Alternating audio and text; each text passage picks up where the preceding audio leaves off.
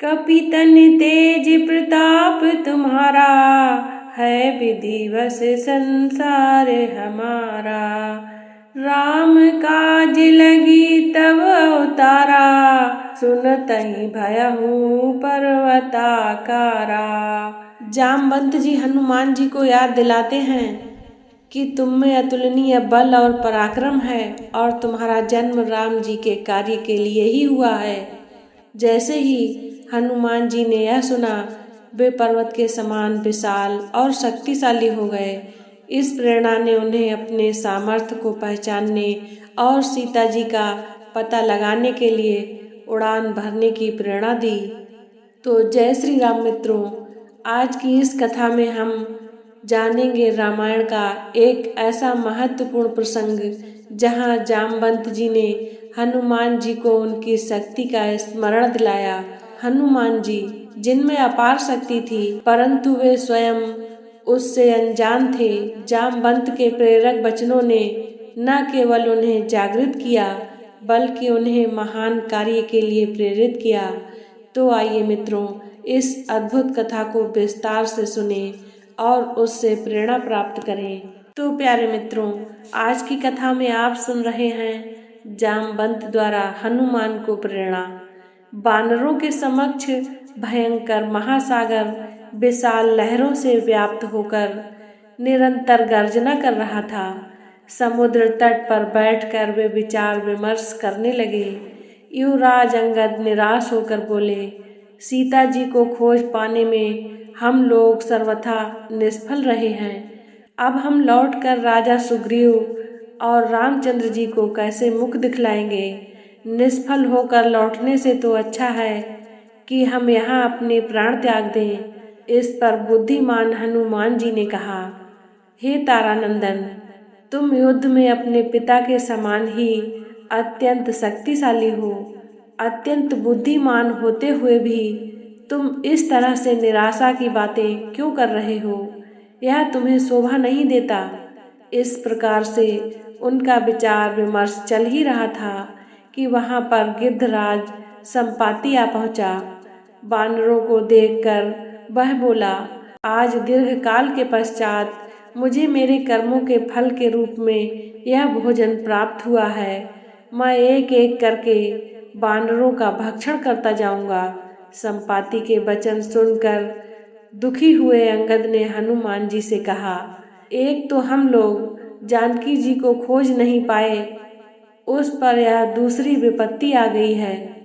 हमसे तो अच्छा गिद्धराज जटायु था, जिसने श्री राम जी के कार्य को करते हुए अपने प्राण न्यौछावर कर दिए।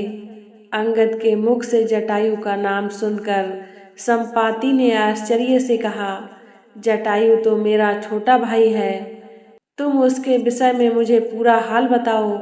अंगद से जटायु के विषय में पूरा हाल सुनकर संपाति बोला, हे बंधुओं, तुम सीता जी की खोज करने जा रहे हो।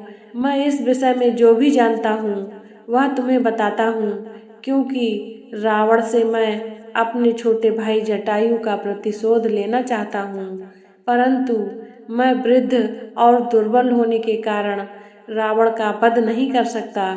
इसीलिए मैं तुम्हें उसका पता बताता हूँ। सीता जी का हरण करने वाला रावण लंका का राजा है और उसने सीता जी को लंकापुरी में ही रखा है, जो यहाँ से 100 योजन यानी कि 400 कोस दूरी पर है और इस समुद्र के उस पार है। लंकापुरी में बड़े भयंकर सुभट पराक्रमी राक्षस रहते हैं। लंकापुरी एक पर्वत के ऊपर स्वर्ण निर्मित नगरी है, जिसका निर्माण स्वयं विश्वकर्मा ने किया है। उसमें बड़ी सुंदर ऊंची ऊंची मनोरम स्वर्ण निर्मित अट्टालिकाएं हैं। वहीं पर स्वर्ण कोट से घिरी अशोक वाटिका है, जिसमें रावण ने सीता को राक्षसियों के पहरे में छिपा कर रखा है।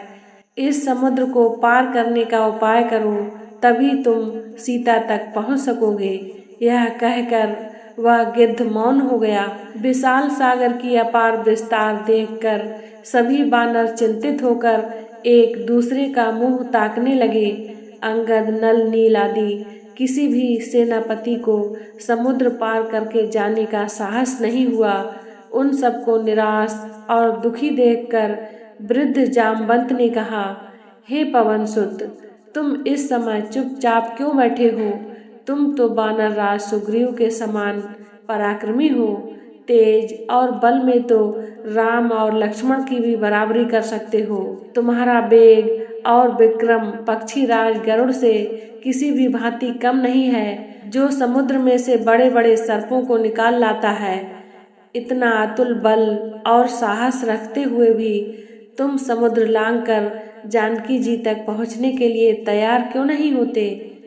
तुम्हें तो समुद्र या लंका में मृत्यु का भी भय नहीं है, क्योंकि तुम्हें देवराज इंद्र से इच्छा मृत्यु का वरदान प्राप्त है।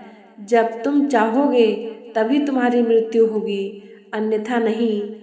तुम केसरी के क्षेत्रज्ञ और वायुदेव के औरस पुत्र हो, इसीलिए उन्हीं के सदृश तेजस्वी और अबाध गति वाले हो।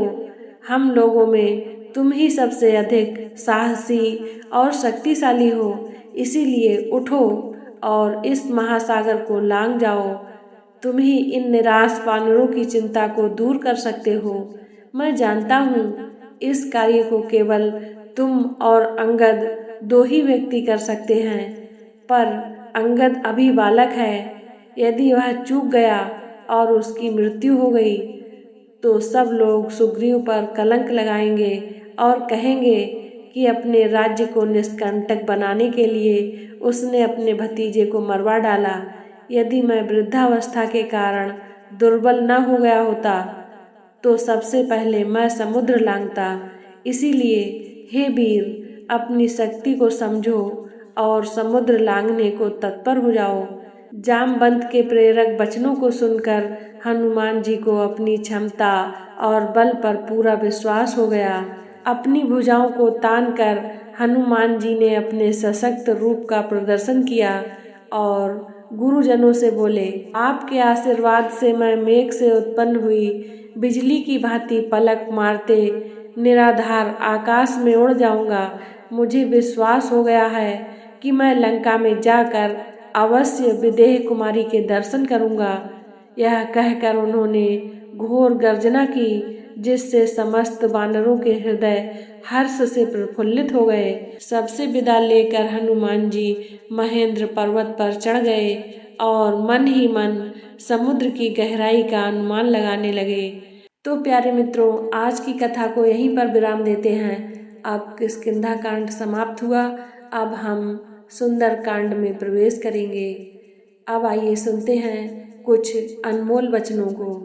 बाली समय रवि भक्ष लियो रे, तेहि कालहु बल प्रभु तुम सोरे। जामवंत ने हनुमान जी को उनके बचपन की उस घटना का स्मरण दिलाया जब उन्होंने सूर्य को निगल लिया था। यह घटना उनकी अद्वितीय शक्ति का प्रमाण है। प्रेरणा का एक शब्द आपकी छिपी हुई शक्तियों को जागृत कर सकता है। जब आप अपनी क्षमताओं को पहचान लेते हैं तो कोई भी लक्ष्य असंभव नहीं रहता। मार्गदर्शक के सही वचन जीवन की दिशा बदल सकते हैं। अपार शक्ति आपके भीतर ही है, बस उसे पहचानने की आवश्यकता है। तो प्यारे मित्रों, जामवंत जी द्वारा हनुमान जी को प्रेरित करने का यह प्रसंग हमें यह सिखाता है कि हमारे भीतर की अपार शक्तियाँ तभी जागृत होती हैं जब हम उन्हें पहचानते हैं। सही प्रेरणा और मार्गदर्शन हमें किसी भी कठिनाई से लड़ने की ताकत दे सकते हैं। इस प्रेरणादायक कथा से यह सीख मिलती है कि कोई भी लक्ष्य असंभव नहीं होता, बस हमें अपनी क्षमताओं पर विश्वास होना चाहिए। अगर आपको यह वीडियो प्रेरणादायक लगी हो तो कृपया इसे लाइक करें, शेयर करें और हमारे चैनल को सब्सक्राइब करें। तो प्यारे मित्रों, मिलते हैं अगले एपिसोड में। तब तक के लिए जय श्री राम, जय हनुमान।